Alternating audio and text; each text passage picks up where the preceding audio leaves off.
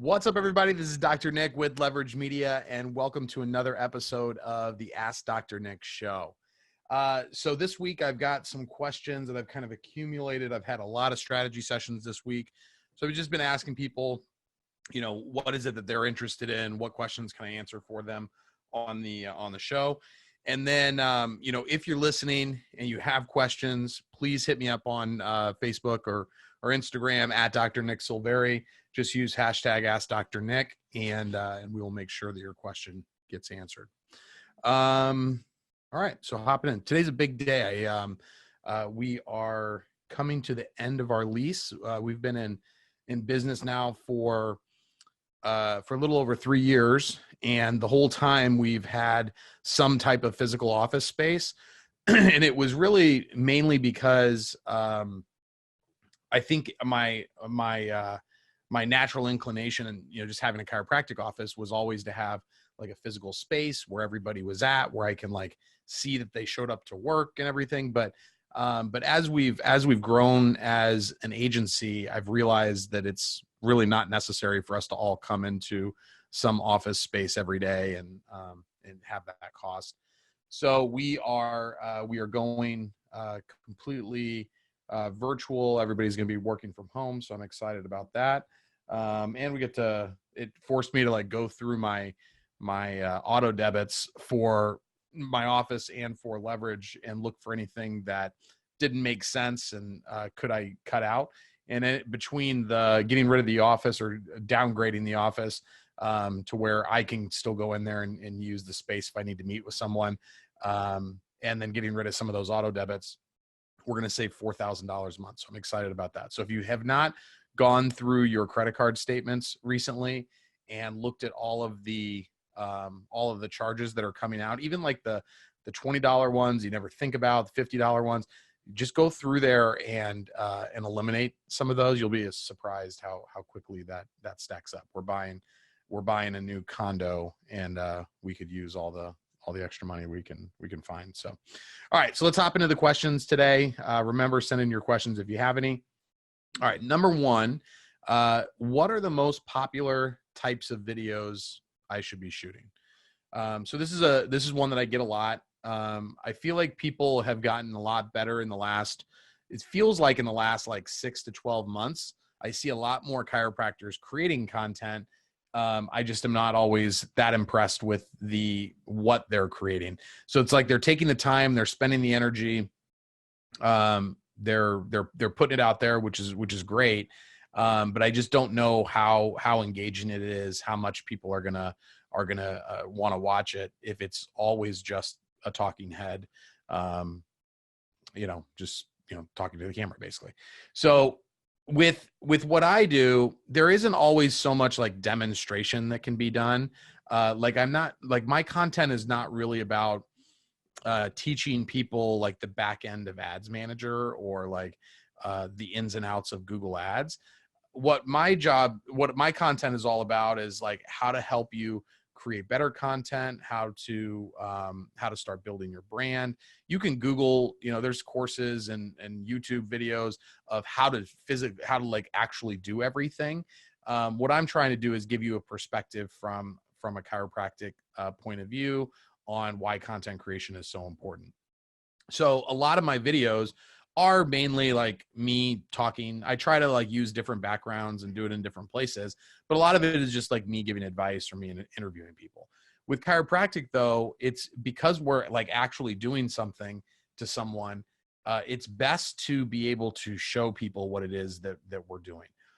So the more that you can demonstrate, if you're making if you're using an analogy or a metaphor, or you're trying to explain something, like, for example, if you wanted to explain to someone how the nervous system is, the electrical system of the body and it controls everything. I've seen people use breaker boxes in the past to explain that. And I think that that's a really great way to do things. So even when you are doing like a talking head video, the more that you can have, like a model spine or a bowling ball, if you're showing, forward head posture, just something to try to pattern interrupt the person who might be scrolling through their feed and might see your video. So the most popular types of videos are anything with like a visual component to it, like where you're visually explaining it versus just saying it. But I think that the most popular types of videos are adjusting videos, just because I think that there's a lot of mystery wrapped around that in a lot of people's heads if they don't go to a chiropractor. It can be something that they kind of have a preconceived notion around that they don't really understand. So to be able to show them what it is, to show them how gentle it is, if you adjust kids, a lot of people don't understand like how kids get adjusted because they think of it as a kid getting adjusted like an adult. So the more that you can demonstrate, those are going to be the most popular types of videos.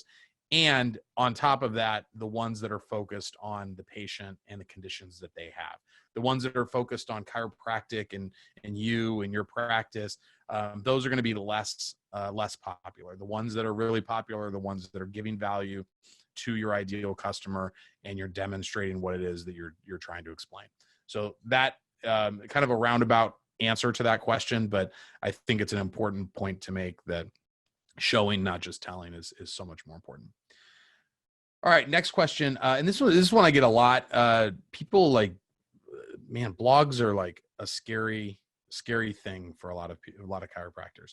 So how should I structure / write a blog? So the what I see mostly when people are, writing a blog, and I'm air quoting that for the listeners at home, the people that are writing a blog are usually just, they have a website company that is posting a blog for them. Usually it'd be about 100, 200 words, no value in it whatsoever. They use it for 1,000 other offices, so they can't even let Google index it because it would be seen as duplicate content, which would, harm your rankings. So the blogs that are usually on your sites, if you use one of these cookie cutter websites, is not something you should follow as an example. Marketing people always tend to write really really like in-depth, well-written blogs. So those are always like really good examples. But the way that I write blogs is, number one, you come up with the title first. So the title needs to be something that is going to be benefit driven. It's going to be something that someone is interested in. So like if your ideal client is really, or your ideal patient is really thinking about, the answers to these questions, that's going to be your, you want to try to stay focused on what it, just the ultimate guide to blank is fine, but it's not as clickbaity as I think you would like. Why our office is better than other chiropractors is definitely not one that you want to create. So you want to stay focused on the patient, just like what we talked about in the last question. And you want to, if you look at magazines, like if you ever go through the airport and just look at a wall of magazines, it's going to be a lot of 7 tips for this and the one big secret for that. So making sure that you're using kind of best practices when it comes to crafting a title that is going to engage with people and is going to get that click-through rate. So always start with the title first. Then what you want to do is you want to basically make the subheadings. So what are the points you're going to make? So if it's 7 natural ways to cure low back pain, you want to come up with what those 7 things are. Those are going to be your subheadings. Once you have that, once you have the headings, don't worry about like the text of that. Just get the subheadings. Then write an intro where you basically say what you're going to talk about, and then write a closing where you recap what it is that you talked about. When you go back into the subheadings, then you're going to write your text. Paragraphs should be short, maybe only 5 to 6 lines. Spaces in between, really like short, punchy information that they can quickly get through. And then just do that for each one of in this case, in the 7. So title first, then outline it, whatever the body is going to be, do your intro, do your outro, and then go back and fill in the blanks. And ideally your blog would be over 1,000 words. I'm sorry, minimum your blog needs to be over 1,000 words. Ideally it'd be over 1,500. The average blog on the first page of Google is 1,800 words. So just keep that in mind. If you're creating content, you can add your videos in to keep them there longer. And if you're not creating content, you could find like what are the most popular videos on this topic that you're talking about, especially like for the subheadings. You could find like a really good video that talks specifically about that subheading, even if you haven't made it. Ideally, it would be your video, so that you get to be seen as an expert and maybe get a few more views on your YouTube videos. But anything that can keep them on the page longer is going to be a good signal for Google. So blogs are one of the most important things that you can be doing for your organic SEO. And I think that blogs are the one place that I still really believe in SEO. When you try to show up for, your city, your state chiropractor or chiropractor near me, the people aren't even making it down to the organic searches for that. They're clicking on either a Google ad or on a local maps listing. So the blogs are the ones where, when somebody types in, low back pain treatment, Chicago, Illinois, you want to be able to show up for that one. So that's where I think content is really going to be super important. So that's how I structure my blogs, and that's an easy way for you to do it. What is a lead magnet? That is question number 3. Sorry. What is a lead magnet? So a lead magnet is something of value that you can give to people in exchange, usually for their email address. So like in the digital marketing world, this could be, checklists or ebooks or master classes. So anything that I'm going to give you something that you're looking for, and normally it's something that'll give someone a quick win. I'll give you this. You opt in so that I can deliver it to you. Like if they really could, any of this stuff, they could just like post it. They don't need to like put it behind an opt-in. The reason why they're doing that is so that they can get your email address so that they can then have a follow-up. Now with chiropractors, I find that they never do the like second part of it that makes the lead magnet valuable. So if someone opts in for a lead magnet, the whole point is to follow it up with, now like that like if they did a like let's say it's about how to get your kid to stop bedwetting, right? And it's some guide on how to do that.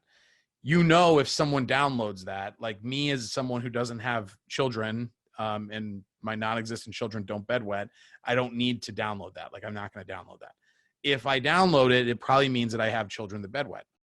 If that's the case, now you want to continue giving them information around that so that you can help try to solve that problem for them, hopefully through your services, whether it's like a course that you offer on bedwetting, or, hey, come in because chiropractic can be a solution for that. So the whole point is the follow-up. It's not just to like give them this thing and add another email to your list. If you're not doing anything with the email, you might as well just give them the guide. You don't need to put it behind a wall. So if you're going to do a lead magnet, make sure that you have a follow-up sequence that's just going to happen without you ever having to think about it. So that is what a lead magnet is. The next question was, what makes for a good lead magnet?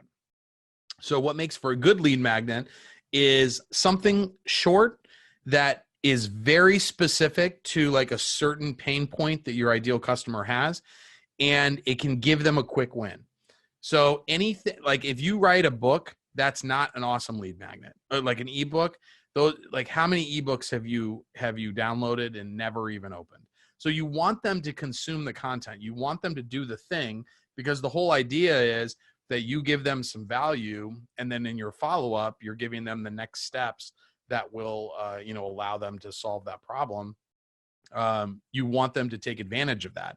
And if they're trained to just ignore what your advice is, by not consuming the lead magnet because it's some 72-page ebook, if you train them that way, then they'll be trained not to read the emails. They'll be trained not to take you up on the offer that you make at the end of it.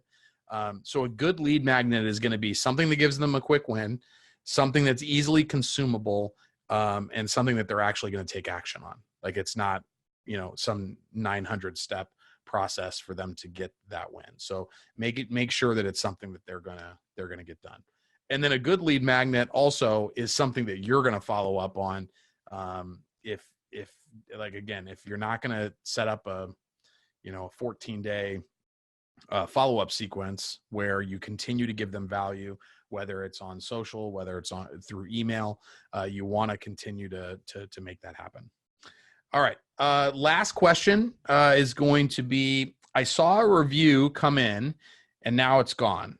Where did it go? And this question specifically was that they saw a review come in and then it was 2 days later and now it's gone and they were wondering what happened to it. So with Google, a lot of times it takes a little bit of while. It takes a while, for whatever reason, to sometimes stick. So I've seen it to where I'll get the email, Mary Jones left a review. I will go on to Google. I'll see Mary Jones's review there. They just, they left it a couple hours ago. And then, I'll notice maybe another review comes in the next day and I go and check that one. And then I notice that Mary Jones is gone. What I've noticed is that sometimes it'll come up, it'll leave right away. Maybe it hits some filter with Google and then they'll put it back up, in a week or so. Now, sometimes it just gets filtered out and they never come back. But a lot of the times it just takes about a week before it sticks. I've also seen where we've had the review come in, it's stuck. We respond to it, and I don't notice that it disappears. The only reason I know that it disappeared was that it'll randomly just come back. So it's weird when I do newest reviews, it'll say 1 day ago, 5 days ago, 2 weeks ago, and then it'll say 6 months ago. And then it'll go back to 3 weeks, 4 weeks, 1 month. But that 6 month ago, it's because that got filtered out and then they ended up putting it back on. So they put it back on within that timeline. So when it got put back on, it was within that 1 week, 2 week, 3 week range. But when it was actually left was 6 months ago. So that's always been just kind of a weird thing. I don't know why. Every time I see that, it's always our best reviews. It's the ones where somebody has really taken time to write something out versus just somebody who gave 5 stars and then they filter that out and then put it back in. So it's strange how that works. But we've probably gotten 20 reviews filtered out for whatever reason for my practice, over the course of time. And, it's frustrating, but what can you do? It's better than Yelp. Yelp, I think we have 3 reviews that have actually stuck. But we have, I think, 11 total. Yelp's not really big in my city, but I try to get people, especially when we have an event, I try to get them to check in, and then Yelp follows up with them and asks for a review. And we've got 11 of them. And one of them is a 2-star review.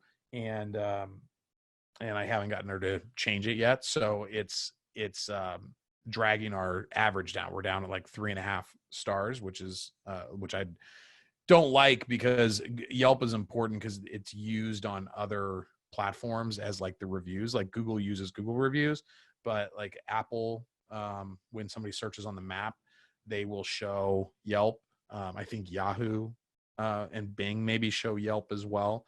So it's important to just keep working on that, especially with Yelp.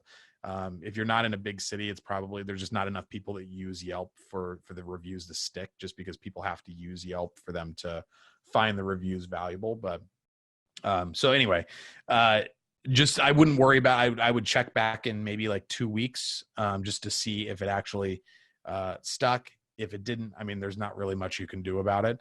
But that's usually the reason why they tend to show up and then disappear. All right, guys. Well, that's our Ask Dr. Nick episode for today. Remember to ask any questions on Facebook or Instagram at Dr. Nick Silveri. I'm going to be heading to Parker Vegas this week. So if you are a listener and you're going to be at Parker Vegas, I'm going to have a booth there It'll be Leverage Media's booth. We're going to be doing the podcast out of the booth. So I'm hoping to get a bunch of really good guests. I love doing the interviews in person versus Zoom calls. I just feel like the energy is so much better. You don't have to worry about like the internet being shaky or, you know, there being a delay or anything like that. So in-person interviews are always the best. And so I'm really looking forward to catching up with some friends and meeting some new friends. So if you're there, please stop by. Love to see you. And we'll talk to you on the next one.